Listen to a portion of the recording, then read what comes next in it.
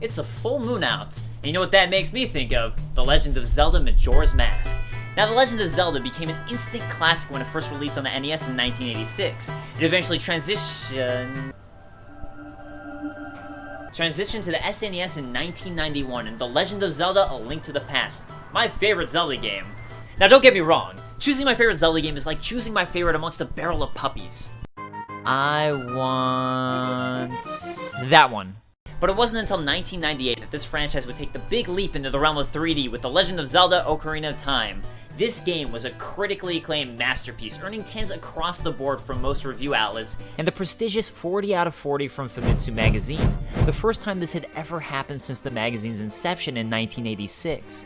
Ocarina of Time redefined what games could do in the 3D space.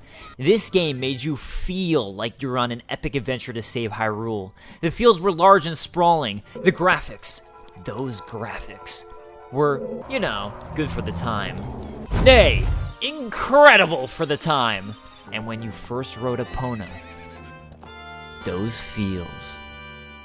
So when Majora's Mask came to the N64, opinions were mixed. The question remained, did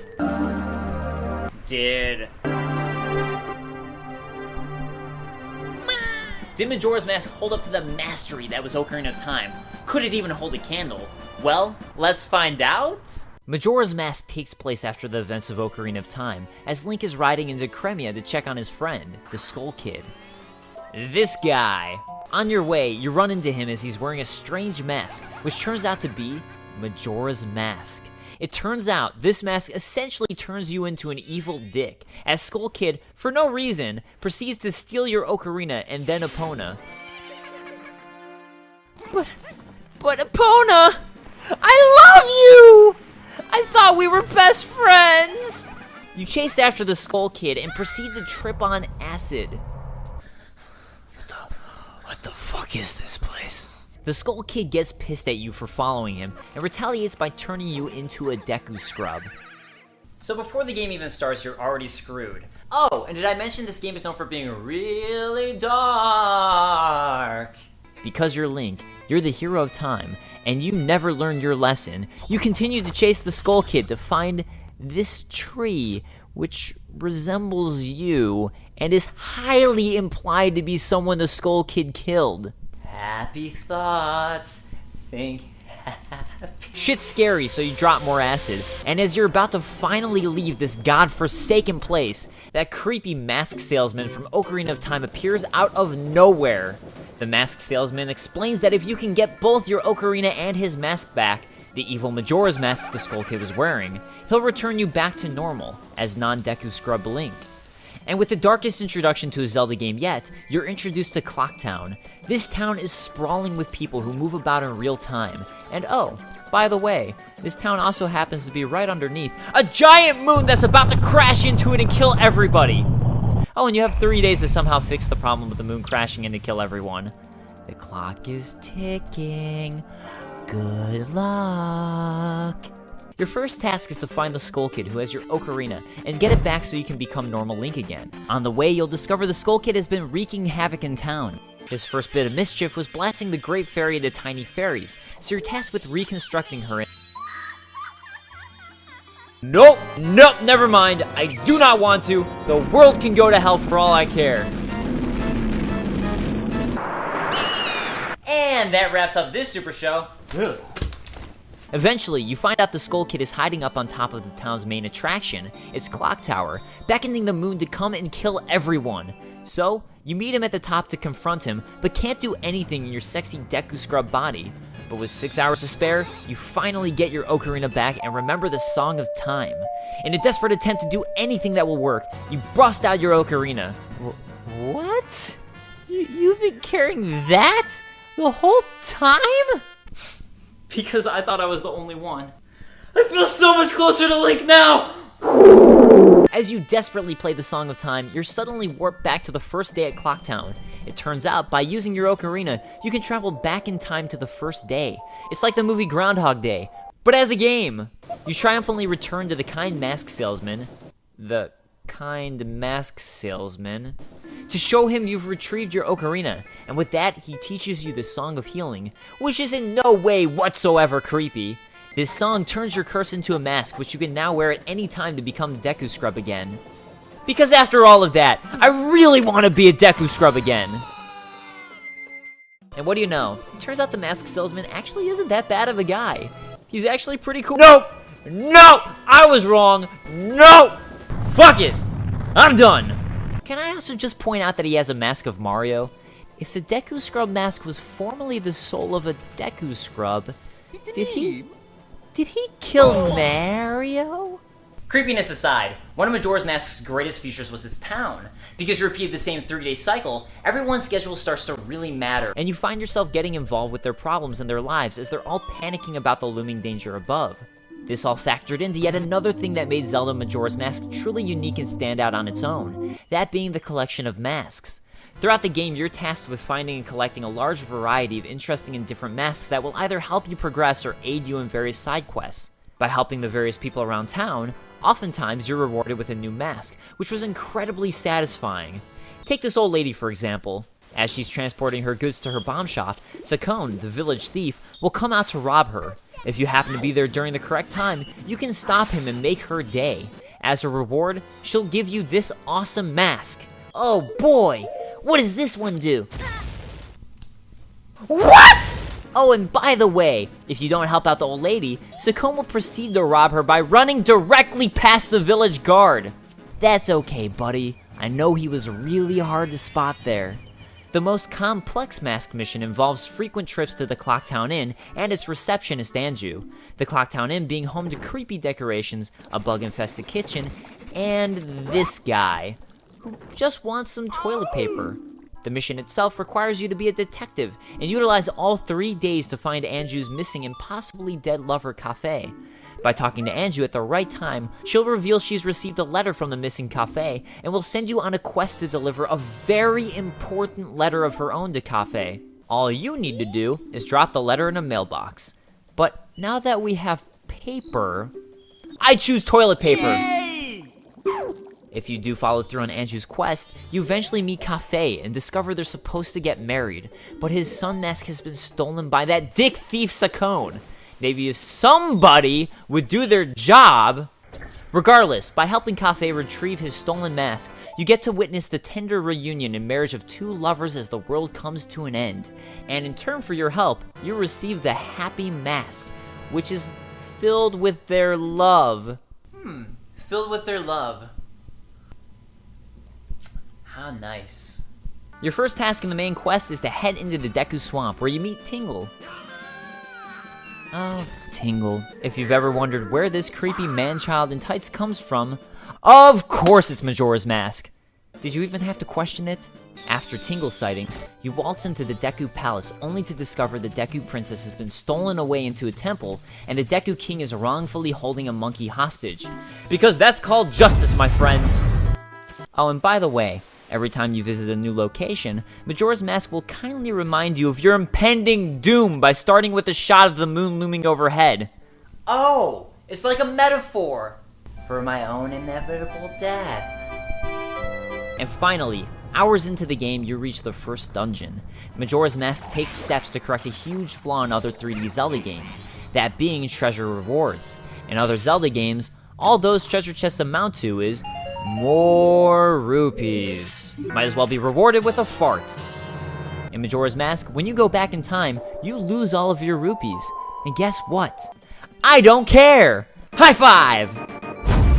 Remember that freaky-ass fairy we found in Clocktown? Yeah, I tried to forget about her too. Well, it turns out outside of every dungeon is one of these fairy fountains where you need to collect 15 smaller fairies. These fairies can be found throughout the dungeon in hidden nooks and crannies, and more importantly, in, you guessed it, treasure chests. This made finding treasure actually rewarding. By collecting all the fairies and returning them to the fairy fountain, the hideous Great Fairy will grant you new powers such as increased MP or health. See that? I want that! At the end of the dungeon, you face off against the first masked boss, Adalwa.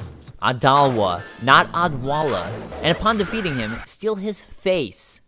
Yes, I know he's a masked boss, but it looks like his face. For defeating the first boss, you meet the 4 giants. It turns out they're imprisoned by these masked bosses, and by defeating them, you can set the giants free. In doing so, they'll help you stop the moon. So, with quest in hand, you come across the Deku Princess and return her to her father by stuffing her into a bottle.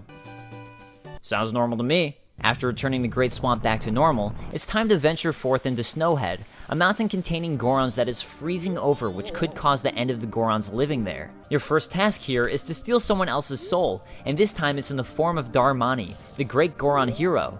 On his way to solve the freezing problem, a mysterious wind pushed him off of a cliff to his death, and his ghost haunts the mountain. After discovering Darmani, he begs you, bring me back to life with your magic.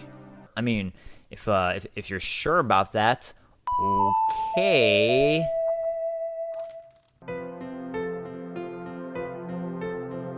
By using the creepy mask salesman song, you seal the soul of Darmani into a mask, allowing you to transform into the once great hero. It never gets old. By posing as Darmani, you gain the trust of the Goron Elder who— Whoa! I don't know if you know this, but your lip— The Goron Elder teaches you the song to calm the winds and access Snowhead Temple, which it turns out are being caused by an invisible big Goron. Meaning, what killed the great Darmani and blew him off of Snowhead, and is blocking the way, is a giant asshole Goron. So you put him to sleep and cause him to fall off of a cliff. With the giant out of the way, you can access Snowhead Temple. After working your way through and fighting off Goat, you bring some much needed warmth into Snowhead, melting the snow and bringing about spring. You also obtain Goat's face/mask and save a second giant. Now that the day is saved, you talk to the Elder. Gah! You skip talking to the Elder and are able to access the blacksmith, Shia LaBeouf. Seriously, the resemblance is uncanny. In order to forge the best sword in the game, the Gilded Sword. Your next location is the Poisoned Great Bay, which is blocked off, the only way to access it being to get Epona back so you can leap over the fence. To do this, you head into Romani Ranch, where you find Romani preparing for an incoming alien invasion, along with Epona. So you take Epona back, and Romani enlists your help to fight off the aliens, which she explains is happening tonight. Just like the Smashing Pumpkins song, which also just happens to feature an angry moon. Coincidence? Yeah, probably. Finally, you head into the Great Bay where you meet Mikau, the guitarist of the Zora band, the Indigogos. Mikau is dying from the poison in the ocean, and with his final words, he pleads for your help the only way he knows how, by melting faces with his rock. Oh! He's a champion. He begs us to heal his soul.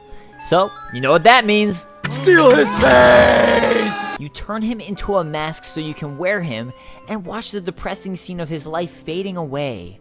And then dig him a grave. Family fun with Nintendo. As Mikau, you're tasked with collecting baby Zora eggs, who upon hatching,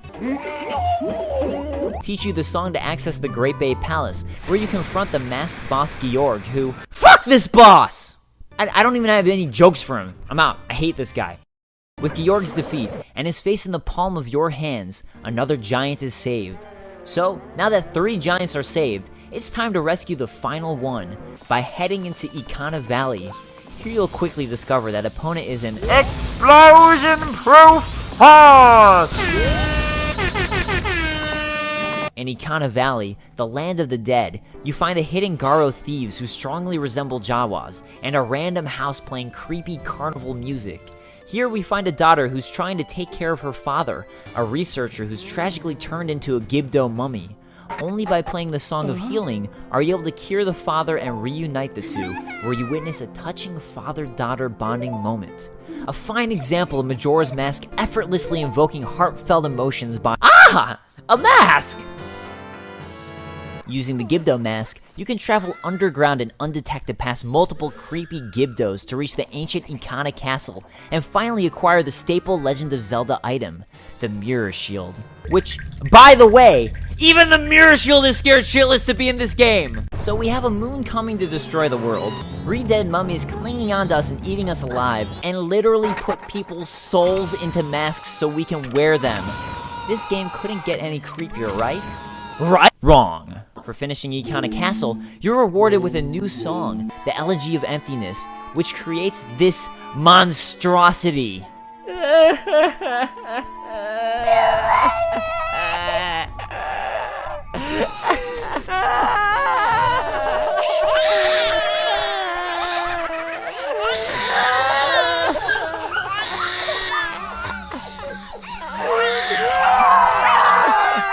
Fuck it! Finally, with this on hand, you can reach Stone Tower, the final dungeon. Here you fight the giant masked insect Twin Mold to finally save and unleash the giants, who it turns out look surprisingly like the Saturn men of Earthbound. They leave you with the sage wisdom to forgive your friend. Because, you know, who cares that he's about to throw the moon into the earth and has killed countless innocents whose faces we've now sucked off? Because I don't. It's a game. With the 4 giants freed, it's time to meet the Skull Kid again. With time ticking, you triumphantly waltz up to him and blare your ocarina with the Oath to Order. Now that was a close call. With the days saved, you, what's going on here? Oh, I don't like this. I don't like this. The mask is flying off on its own up to the moon, so it's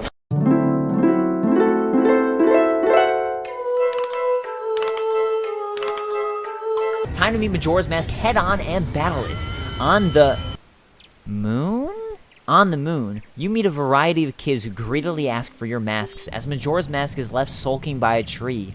If you've collected every mask in the game, you can then unlock the Fierce Deity's Mask, the ultimate badass mask which allows you to transform into this insanely cool Link. Sadly, he was never used in another Zelda game, but I'll always remember you, Fierce Deity. With the ultimate mask in hand, it's time to face off against Majora's Mask. This boss fight is set into multiple stages, the first of these requiring you to simply fend off against the mask itself. Upon completing this stage, Majora's incarnation appears, which... What even? What? So you defeat this thing, and Majora's Wrath, the final form, appears. Oh my god!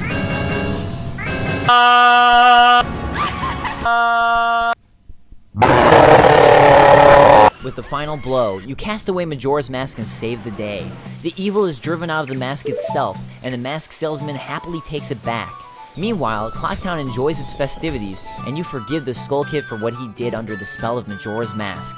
And everyone lives happily ever after. Except for Darmani, Mikau, and the Deku Butler's son, who are all still dead. The Legend of Zelda Majora's Mask consistently proves itself to be the darkest and creepiest Zelda game by far. But I actually really love this. Between the darker atmosphere, bustling Clocktown, and collecting interesting masks, The Legend of Zelda Majora's Mask is, to this day, the 3D Zelda game I replay the most, and quite possibly my favorite one. It's...